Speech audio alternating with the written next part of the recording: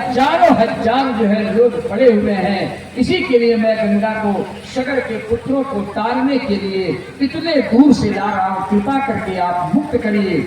सज्जनों, कुछ लोग कहते हैं, उन्होंने सोचा कि अगर उल्टी करके निकाल दूं तो गंगा जूठी हो जाएगी, उससे अंधा अपना फाड़ दिए, वहीं से गंगा निकल गई। कुछ कहते हैं कि कान के बामार्ग से गंगा निकल गई और वही गंगा सागर में जो हजारों पुत्र सगर के पड़े हुए थे मृत, कपिल देव जी के दृष्टि पड़ने से कुंभाग्नि से जले थे सज्जनों, सबको मुक्त करते हुए समुद्र में प्रवेश कर जाती हैं।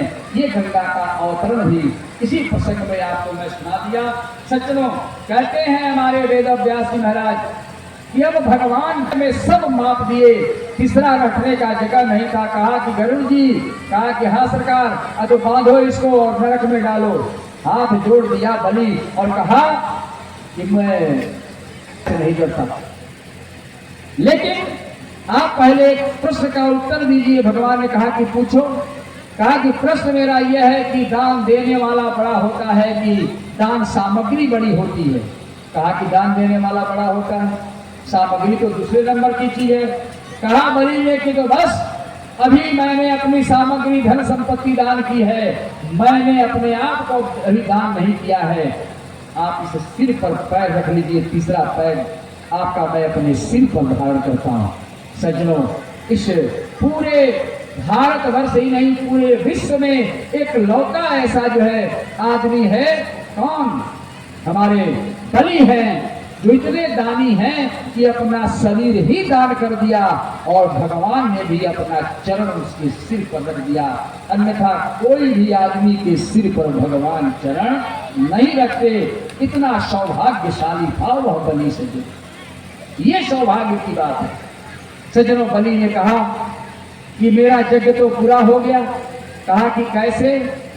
कहा कि आप ही के द्वारा विष्णवे नमः विष्णवे नमः हैं, इसीलिए आपको पंडित जी लोग जो है अंत में कहते हैं कि बोलिए विष्णवे नमः विष्णवे नमः विष्णवे नमः।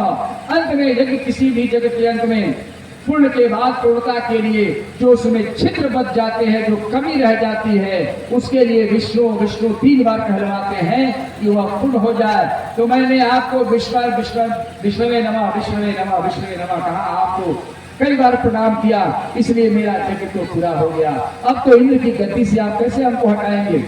कहा कि तुम्हारी इच्छा भी पूर्ण हो जाएगी, अगले मनमंत्र में मैं तुम्हें इंद्र की गद्दी पर बिठाऊंगा, तब तक के लिए तुम सूतल लोक चलो।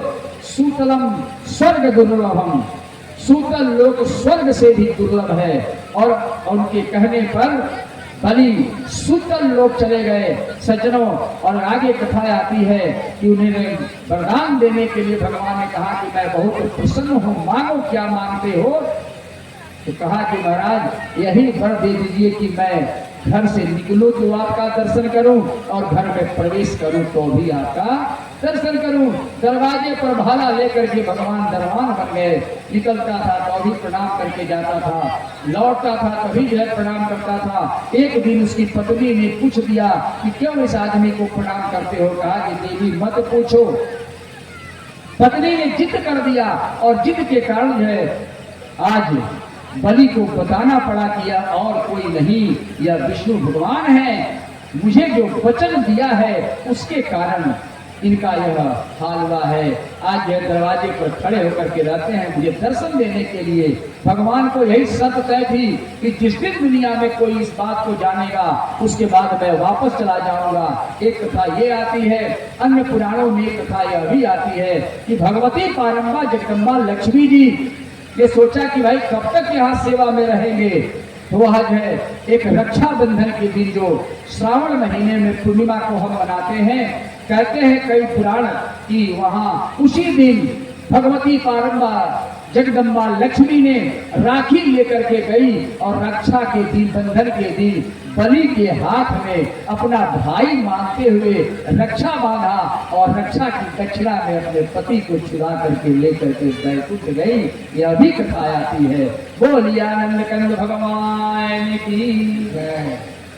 सज्जनों, इस तरह से ये कथा समुद्र मंथन से लेकर के और राज्य तिलक तक आती है। सज्जनों, और इतना बलि श्रेष्ठ है। अब इसी को आप भजन में सुन लीजिए, और भजन के सुनने के साथ शायद मुझे लगता है कि हमारी सेवा भी अब नजदीक पहुंच रही है।